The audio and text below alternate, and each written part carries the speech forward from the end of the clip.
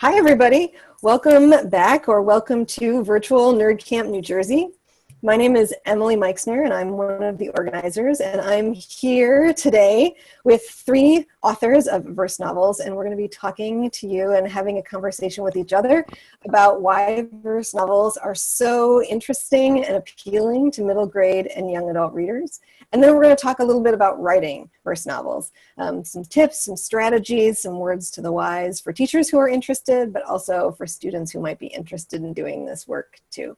So I'm going to have each of the authors introduce themselves and talk a little bit about their books, and then we'll just see where our conversation leads us. So we're going to start first with Chris Barron. Hey, I'm Chris Barron. I'm so happy to be here at NerdCamp, New Jersey, and I live in San Diego, California, and I've been here for a really long time, but I grew up in New York City, so I feel like I'm returning, at least virtually, to the East Coast. So I'm the middle grade author of this novel in verse called All of Me, which is the story of Ari Rosenzweig. It's a coming of age story about this kid who's been teased and bullied his whole life about his weight. But the summer before 8th grade, he tries to make a change. And so with a group of his friends, he tries to make it. And he learns that it's really more, not just about the outside, but it's really about the journey inside. And it's in verse, of course. And so this is my debut. It came out almost a year ago now. And my next novel in verse, with the current title, The Girl Behind the Door, comes out in 2021. Okay. Yeah. And thanks, Chris. I'm so excited to be here too. I'm Rajani Larocca, and so I write middle grade novels and picture books. And my debut novel is Midsummer's Mayhem. Ooh, there we go. Which is not in verse, but is basically a mashup of A Midsummer Night's Dream and Cupcake Wars. And so taking its inspiration from Shakespeare, there is verse in it. And they're kind of like riddles and puzzles in there that are also written in verse. And I would describe that my picture book style as a lot of my picture books are lyrical and or in verse. And I have a forthcoming verse novel that should be coming in early 2021 that I can't talk about yet because it hasn't been officially announced yet. But I will say that it is in verse and it is different from my other novels. So I'm really excited to be here and talk about reading and writing verse novels. Hi, I'm Laura Shovan. I'm a middle grade author and a longtime poet in the schools. I'm really excited to be here with Chris and Rajani, and just hello to my New Jersey people. I'm a New Jersey native. I started my teaching life in New Jersey, so I'm really glad to be here. I'm the author of 3 novels. My first novel, The Last Fifth Grade of Emerson Elementary, is about a class of 5th graders who find out on the first day of their last year of 5th grade of elementary school that their school is closing and will be demolished. I'm actually hearing from a lot of schools and teachers that kids are really connecting with this book right now because of what's going on and the loss at the end of the school year. My second book was Takedown, which is about the first girl on an all-boys wrestling team. There is some poetry in this novel, although it's written in prose. And then in August, I have a new book coming out with my friend Sadia Faruqi, which is called A Place at the Table. And this is a story of 2 girls who both have moms who are in the middle of the citizenship process, becoming U.S. citizens. And there's a lot of cooking and yummy stuff in this book. I'm working on a new verse novel that's speculative fiction, and also I have a collection of robot poems that I'm really excited about, and that would be for younger readers. These books, I'm writing all the titles down. They sound terrific. And in the document for the NerdCamp New Jersey viewers, I'll list all of your books as well. So I love verse novels. I was trying to think about the very first verse novel that I ever read, and I can't honestly remember what it is, but I love them. And so I'm always surprised when some of my college students haven't read them or haven't encountered them. And typically when they do, initially they're curious about them because they haven't seen them before, but then they really love them. And so maybe you could speak to that interest that you see middle grade kids and young adult readers having when they're encountering verse novels for the first, second, or the 50th time. Why do you think that kids love them so much? Any of you can jump in. Oh, there's so much to unpack there. I think one of the things we don't talk about often enough, I mean, I think we should talk about the kid part, but what I'm hearing as part of your question is, why don't adults connect as readers with verse novels as much? And one of my favorite resources for verse novels is a woman named Sarah Tregay keeps a list of verse novels that are published every year. And the list of middle grade and YA compared to the list of verse novels for adults, it's like exponentially more for kids. So I wonder about what it is about adults' expectations when they approach a book that make them not feel attracted to reading a story in verse, whereas kids who are more open to reading experiences and read very widely across genres just pick it up and seem to connect with that. So if you don't mind me jumping in, I think that one of the things that is so appealing to kids is that there is a lot of white space in verse novels. So they maybe are not as intimidating to them as densely packed prose may be. There's something beautiful about seeing verse on a page too. So I think the eye appeal is huge. And then the other thing I would say is that a lot of times verse novels have heavy emotional content, but because they are brief, they can convey this heavy emotional content in a way that is, palatable, but also absorbable by all kinds of people, including young people.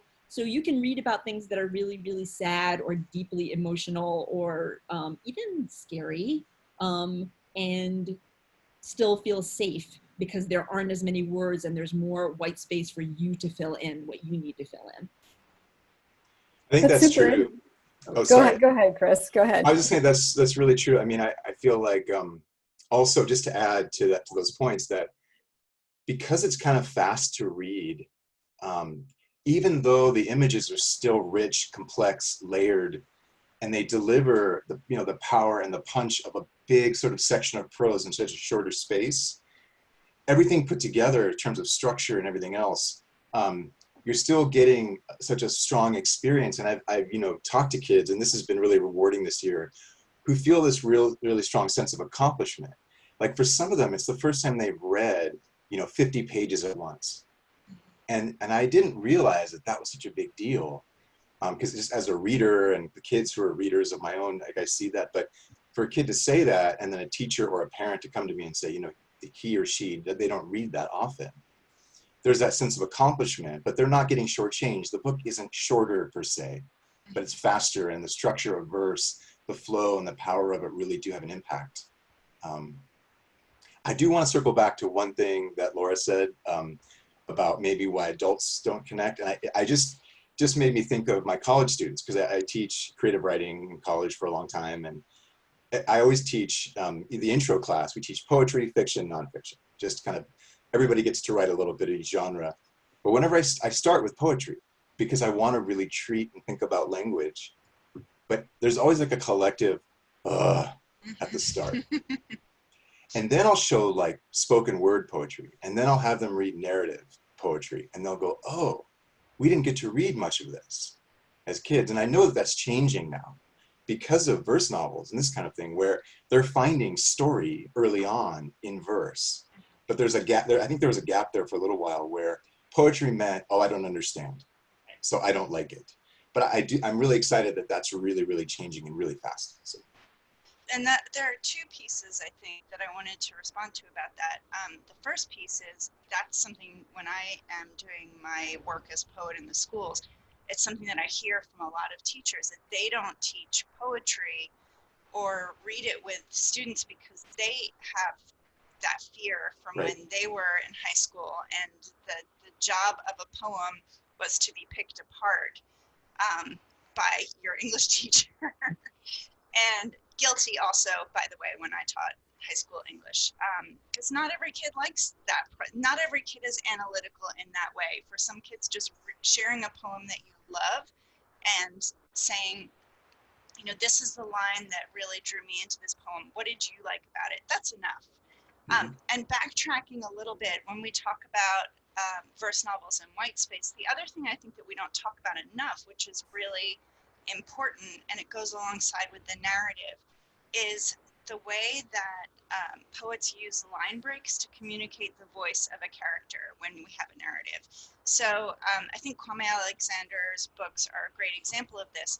He uses white space and sometimes the size of words on the page and their placement on the page to help you hear what the character's voice sounds like. So more so than prose, you're getting that cadence and the rhythm of the voice in your head.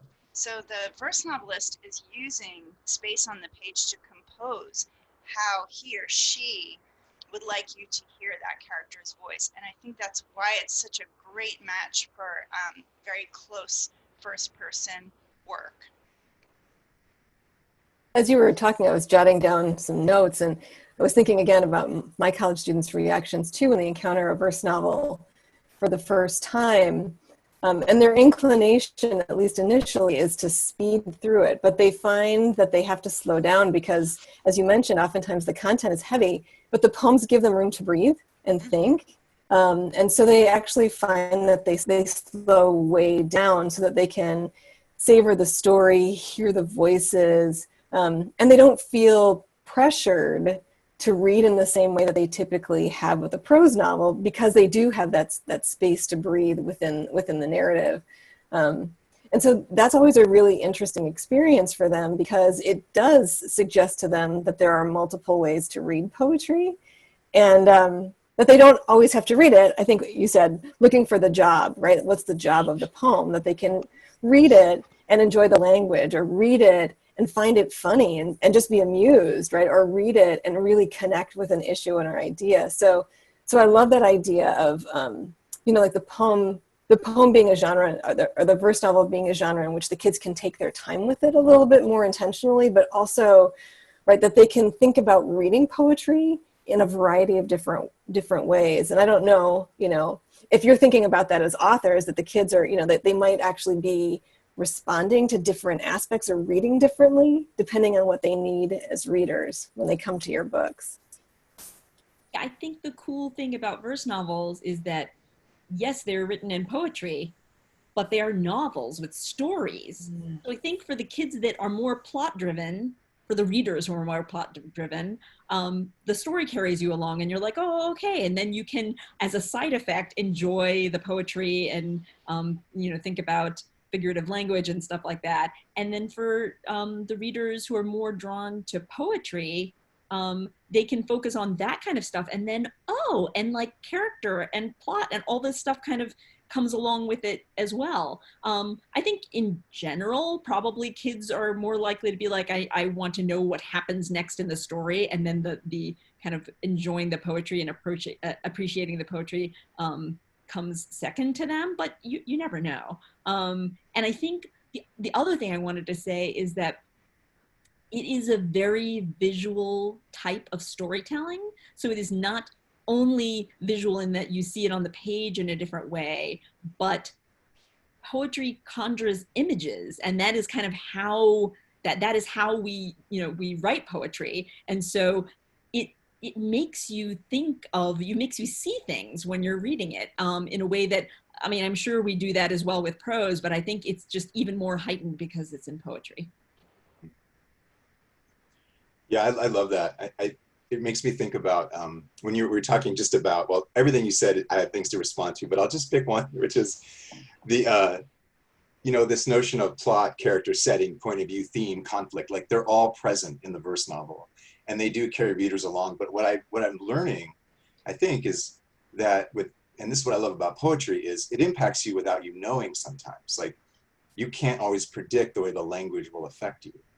And because of the layering, because of the use of imagery to evoke emotions versus just explanation, you move through the plot, but you're getting affected. And I've had some interesting conversations with young readers about that they don't know why they feel the way they feel. And that's true for lots of young readers, you know, for sure. I think adults can more easily articulate, I felt this way when I read it, and here's why.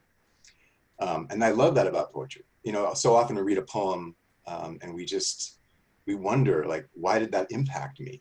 I haven't had that specific experience, yet I relate. What is that? And that has to do with the construction of the words and the work itself.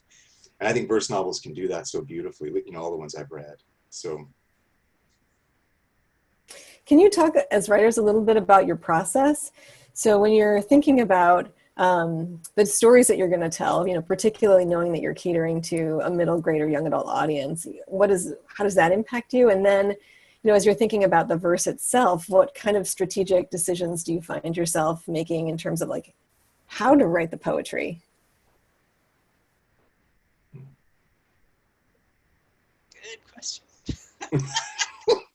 Okay, wait. I'm going to answer first because I am the newest one of this group to write a verse novel. And I will tell you, when I first started writing this novel, I wasn't sure that I was allowed to write this novel. Like, I wasn't sure that I was allowed, like, that I had the skills to write a novel in verse because I hadn't before.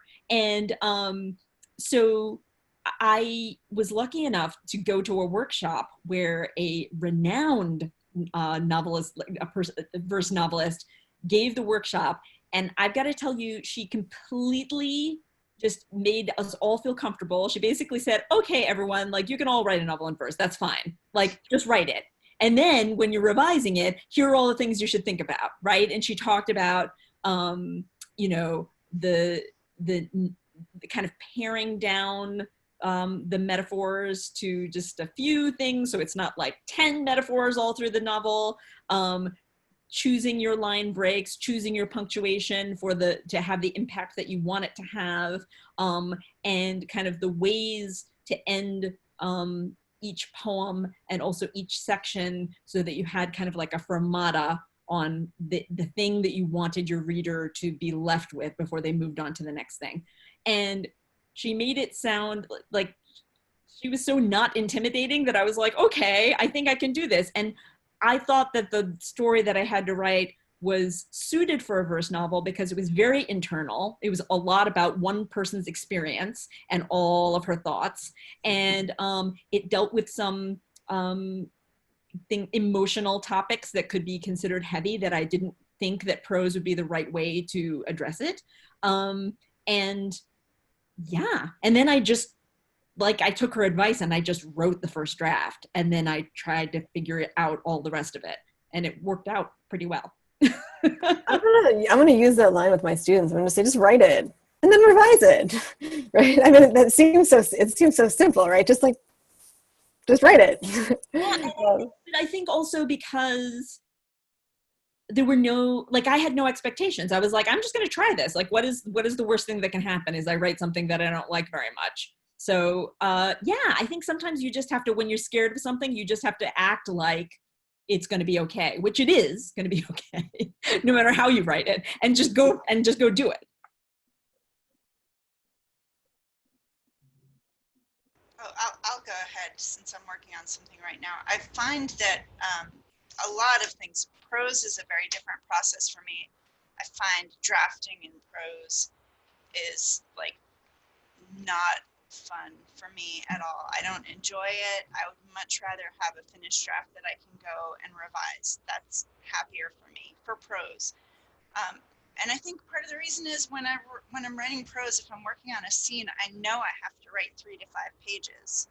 And that's a big commitment. When I have an idea for a poem, it's 1 page. And if it doesn't work out, I put that page away. So that sense of playfulness and just exploring and not really caring what the outcome is, at least in first draft, for me in poetry is much more present. So I tend to fast draft poetry for a verse novel, and then I may have a plot in mind, but I'm not writing A to Z at all. I'm just all over the place as ideas come, and then I'll go back later and see what I have and weave it together, which means my floor is absolutely covered in papers as I put everything in order, and my dog is looking at me like I'm crazy. I actually go on my Instagram, there are pictures of my dog looking at these piles of paper all over my floor.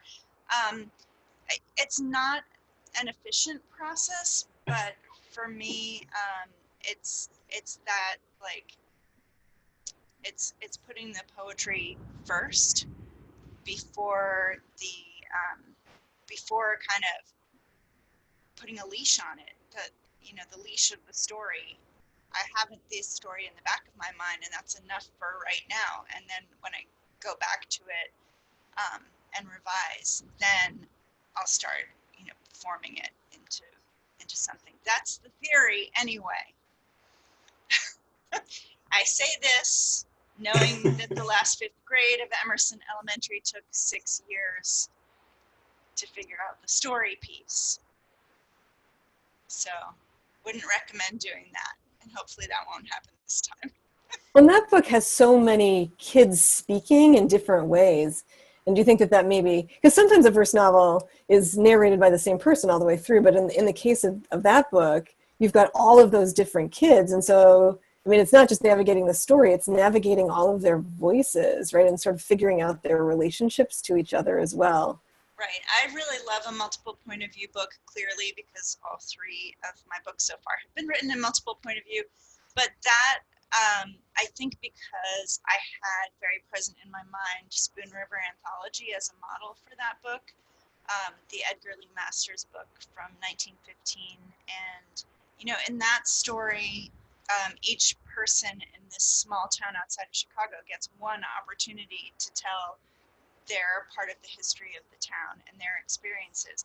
And that was my early model. So the first draft of last fifth grade was actually just 30 kids in a class, and each person had one opportunity to speak. It just took me time to see that it could be more like a full novel. But I like it. I like I feel like when you have more than one point of view and the reader has to connect those characters and kind of figure out maybe not the truth, but the middle space between what's being said by these different characters, the reader becomes not a character, but engaged as a reader in a way that they might not otherwise. I'm trying to think another book that I really like that has a verse novel that has multiple points of view. It's an older one. It's called Who Killed Mr. Chippendale? It's a mystery about a teacher who's murdered, so high school, definitely YA. But it's that sort of engaging the reader and putting all of the pieces together. And for middle grade, I think introducing kids to the idea of narrators not always being 100% honest, narrators coming with a very particular context and point of view that they're trying to make a point, and that point might not be the quote-unquote truth. So when my son was in middle school, they read Love That Dog by Sharon. Love that book. And that is like a masterclass in a slow reveal of what the real issue is with this kid. This kid is writing in poetry about how he doesn't like writing poetry, but fine, he's going to write in poetry. And then you poem after poem, you're like, oh, okay, so that it's the dog. Like the dog is the thing that this kid is trying to work through. It is just unbelievable. And I love that because it did, my son did appreciate that you had, like, the kid wasn't giving you any clues about what was going on at the beginning. And then the further you got, the more you had to read because you were like, oh, okay, now we need to know the story behind that story. It's really neat. Yeah, I'm learning so much from what you all are saying. I feel like I need to have my own notes going. I should be right now. Yeah, I was just thinking about process and how it's changed for almost every writing project I've done, from first book of poems I wrote in 2012 to All of Me to this new book to new projects. It seems a little bit different and a little bit ecstatic, maybe not the most, as Laura said, as efficient processes that I've had. Mm-hmm. I like to think of poetry as kind of fast drafting for me too, that you can, in a sense, get it all out, get it all going. and you can speak to scenes, ideas, emotions, feelings directly through a poem. So as you get to know your character, I'm thinking, what does it feel for him to be angry right now? So I'm writing an angry poem just to kind of simplify the process, and not worrying so much about where it fits in later, knowing though that it's going to have the elements of the story. And I think in the beginning of drafting, I like being in that uncomfortable space of not knowing everything about the story. At some point, I have to decide what's going on, and I have to have my own sort of outline-ish experience. But I like being in that uncomfortable space of it, like otherwise I'm going to hinder myself. And just bear with me with this example, because I'm watching the Marvel movies with my family right now, my middle grade aged kids. And there was a scene last night where Iron Man, Tony Stark, kind of has this like hologram, and then he just goes like this, and all the ideas go out into the room, and this kind of hologram images. And I stood up, I'm like, that's how I write. That's my writing process. And I liked how poetry, you can kind of explode a scene.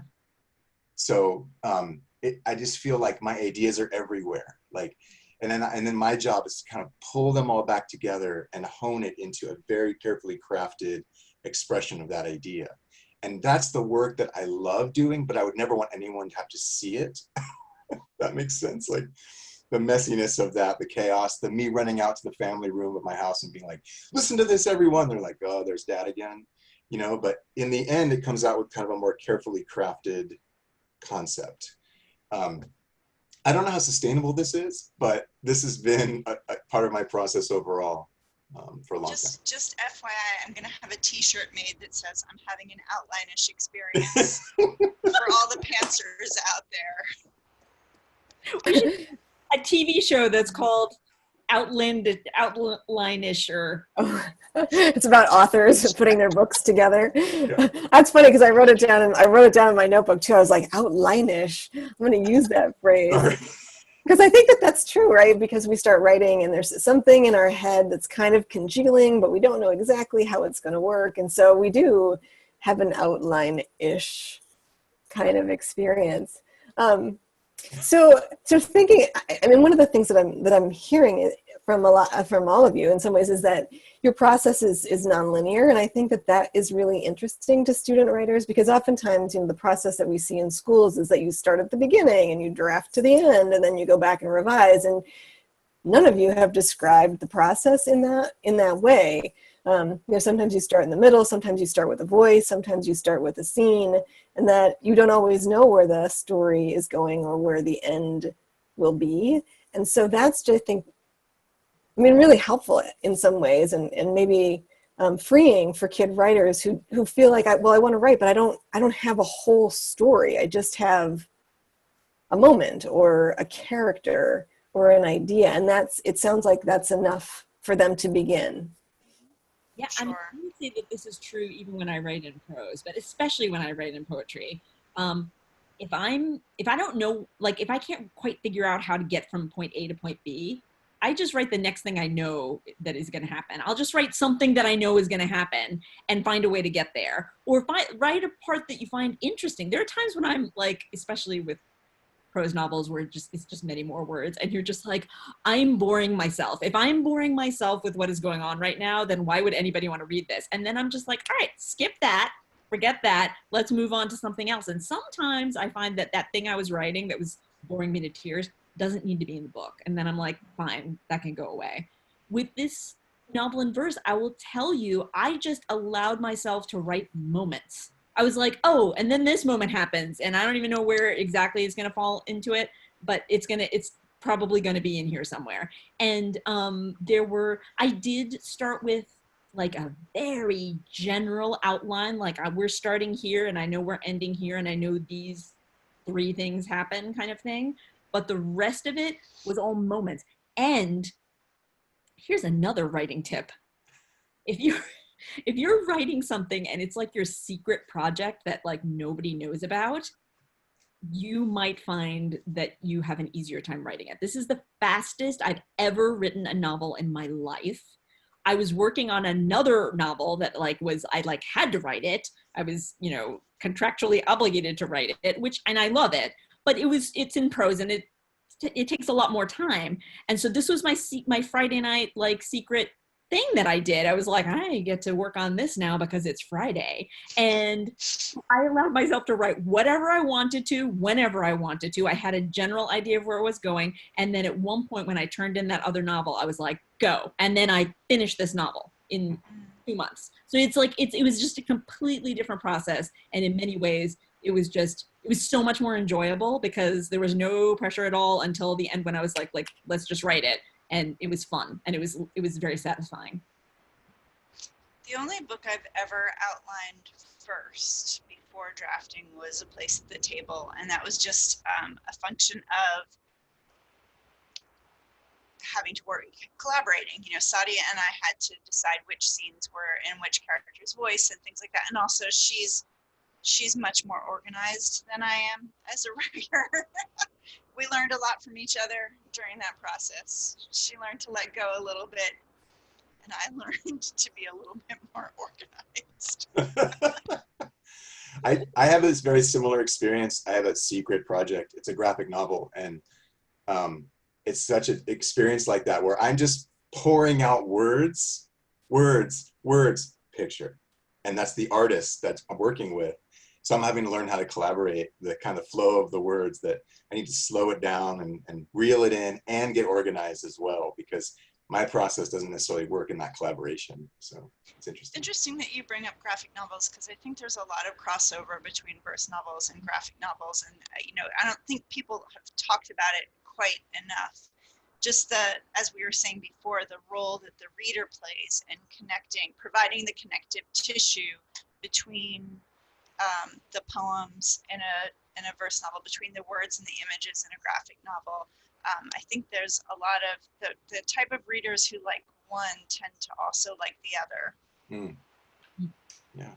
Well, maybe as we're kind of rounding our way towards the end here, could each of you perhaps share like a writing tip or a writing idea, something that, you know, that has worked for you as writers when you've gone to sit down and write in verse? And it could be, you know, related to story, or it could be related to language, or it could be, I mean, it could really be anything, but tips that you would suggest to kid or to teacher writers who want to try this. I guess I'll go. My tip, and this is one of my favorite tips, is when I feel stuck, I have an idea for a poem or a piece of writing, and it's like it's too big or it feels too emotional, I go back to poetic forms for many reasons. But I think in thinking about it, one of the main reasons that works for me is it turns on the sort of puzzle solver side of my brain. So I'm no longer like, oh, I'm going to be creative with my emotions now. No, I'm going to write a Fibonacci poem, and I have to solve that problem. And I know my topic, and then how do I make that topic work with this very strict form? So for me, that's just when I'm stuck, often that's what I go to. And sometimes I keep the poem in that form, and sometimes the form falls away later on in a draft, but just using a different part of my brain through a traditional form, although Fibonacci isn't a traditional form, but you know what I'm saying, is a really helpful way to go for me. That's super interesting to think about what would happen if a student has the character in mind, and what would that character sound like in a sonnet, or what would that character sound like in a villanelle, or what would that character sound like if it was a haiku and they just happened to be short, right? So what a really interesting way to play with voice, but also with image and detail, because you can do so many different things with each of those different forms to maybe find a character.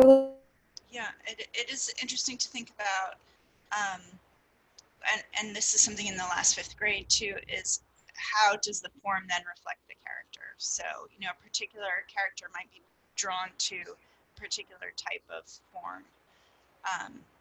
Like I always, in that book anyway, every sonnet that's in that book happens at a moment when a character is feeling boxed in by other people's expectations of them. And it's just, if you follow the sonnets, I think there are 3 or 4 of them, it's a different character every time, but that's always sort of the underpinning of what they're feeling. My mind just blew up a little bit. I'm gonna have to go back to that book and take a look at those again, because I remember the different forms, but I didn't remember those moments. And that is super interesting to think about the form also connecting to the emotion or the conflict. That's so good. I can say, I mean, years, Chris. I had a lot of time to think about it. I think, I mean, I don't know, a tip. I think one thing that I think about often, and I use this for myself, and I tell my students this, is a lot of times we're looking down at a story or over a story, or we have some distance, but it helps me, and I think it helps others to jump into it. One way to maybe do that is to get very concrete. So there's a million ways to do it. One of the ways would be take a walk through the setting of your story and write about it. What do you see? What do you hear? What does it smell like? What does it look like? Be an investigative reporter in your own story for a minute. It's almost basic and almost boring, but it can really evoke something new and connect you to the story. And the other one I love using is pick a character in your story, or a character you haven't invented yet, and talk about what they always carry in their pocket. And it can't be their phone.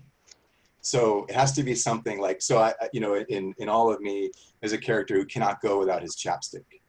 So, you write about the chapstick and why they always have to have it and what they do with it.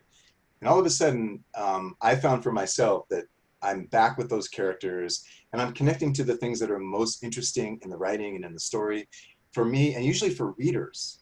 And I get re-engaged, because I think what Laura was saying is, like, often you get overwhelmed with story drafting and story writing. So it's fun, it's interesting to use ideas like form or something really concrete to bring you right back into it, and you do it out of obedience rather than kind of looking for inspiration, if that makes sense. Because inspiration does come, but through the action. And just the idea that if you're taking a tour through your own setting, that you might notice additional details that might become significant, or you might end up in a place in that setting where you didn't, like a real walk, where you didn't necessarily intend to go, but that place ends up being transformative or meaningful in some way.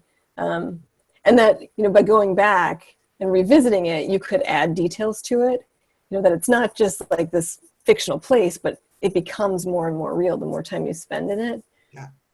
So my suggestion has to do with music. So in my novel in verse, there is a lot of music. The main character loves music.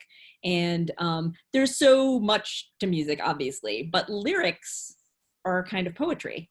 And so my suggestion is listen to your favorite song. And of course you can find the lyrics online, but try and listen to them and write them down. And then say them out loud. Like, you don't have to sing them. Just say them out loud and see what is catchy. What do you notice about the lyrics, and why? I mean, it's going to be catchy because of the melody, but not only because of the melody. There's something about those words put in that order that makes you feel good. And so similarly, when you write, like, read it out loud and see how it makes you feel, and do the sounds of the words. Does the rhythm of the words convey what you want it to convey?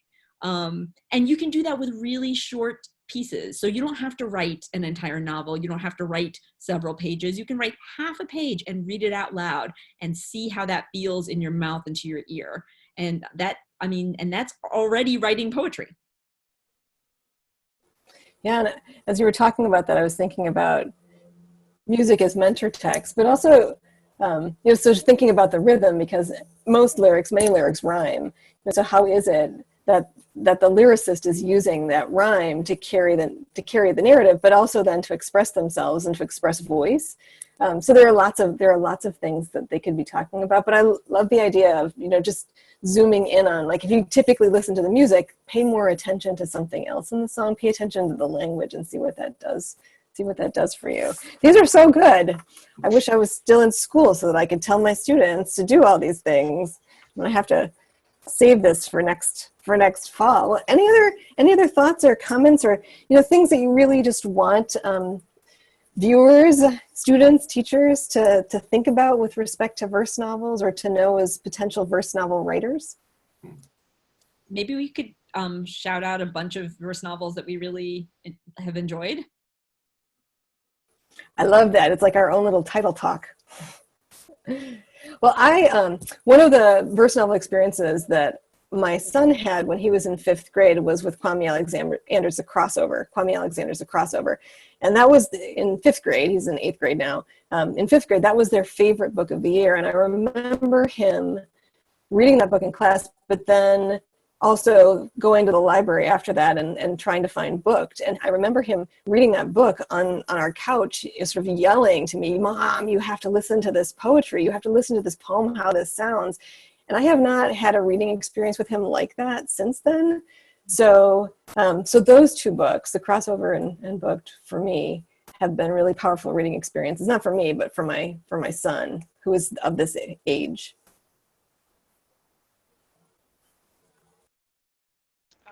I'm trying to think. And I don't have I'm reorganizing my office, so I don't have all my books in front of me. Gosh, there's so many. It's not a verse novel, but since we were talking about sonnets, the book that's coming to mind right now is A Wreath for Emmett Till by Marilyn Nelson, which is a crown of sonnets. So they're interlocked sonnets that tell the story of Emmett Till. And it's just amazing to see what's possible. And for me, obviously I'm a fan of traditional form, but that idea that we were talking about before, taking a really big, weighty subject, and what happens when you plug it into a traditional form, and you have to kind of work through the rules of the form, and how the form becomes a holding space for these big, huge ideas. And it's just a brilliant book, and I think it's got to be one of my favorite books of poetry, even though it's not a novel per se. It is narrative poetry. I would say for sure kind of older books would include Inside Out and Back Again by Tanha Lai, and Home of the Brave by Catherine Applegate, which is just incredible, both books about immigration. And Brown Girl Dreaming, which I believe is a memoir, right? It is not a novel, but it is still in verse and absolutely fantastic. Of course, the novels by my fellow authors here are incredible. It's really worth reading. You don't need to say that, but I'll say it anyway. And in terms of YA, so I have to say, I loved The Poet X. Like, just, it blew me away. And I listened to it on audio after I read it, and I was still like, wait a minute, what happens next? What is wrong with me? I already know what the story is. And clap when you land, I read it. It is unbelievable. And then Blood, Water, Paint by Joy McCullough. That was a fantastic novel, historical fiction. And White Rose, also historical, also in verse. I will take a break and let Chris talk. You said a lot of I mine. have more to add, so Chris, I'm going to go again after you. Sorry. Okay. Well, I don't want to pile on more names to the awesome names you've already said, and I'll add this book, which I really, really love, and Sharon Creech's books, and Colors of the Rain by Rachel Tolson is a great novel in verse. The Colors of the Rain, and what else? Home of the Brave, already said that.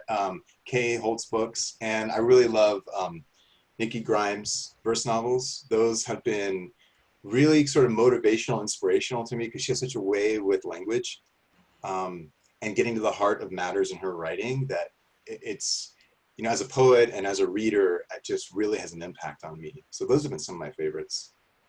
And I'm going to add Margarita Engel, who also works in the sort of multi-voiced books. She has a great, Silver People, it tells the story of the building of the Panama Canal through multiple voices. Incredible book. And then I realized I just had it out before in all of my packing and unpacking. Helen Frost has a book called Diamond Willow that she invented a poetic form for the book. And it's amazing. The story is amazing. The visuals, I just again, mind-blowing. Wow. Awesome. Unbelievable. Okay, 2 more. I'm going to add 2 more.